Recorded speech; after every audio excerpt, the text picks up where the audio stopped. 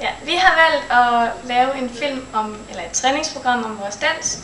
Og for at vise forskellen på standard og latindans, så har vi valgt 2 standarddans, eftersom det er det, vi skal nå frem i. Og så har vi valgt en latindans for at vise, at de danser er mere sensuelle og erotiske end standarddansen, som er fine og elegante. Det skal siges, Mikkel han har kun trænet i 3 dage, før har han overhovedet ikke danset. Så vi er ikke nået så langt endnu. Men her er hvad vi har.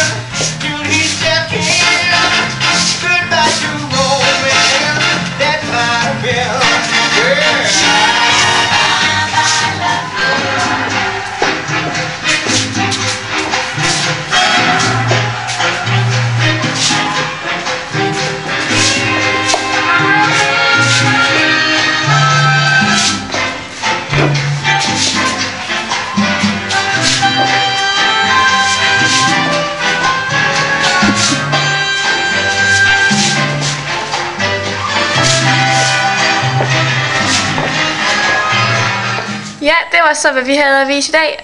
De 2 første danse, det var standarddans. Det første var en vals, og det næste var en quickstep.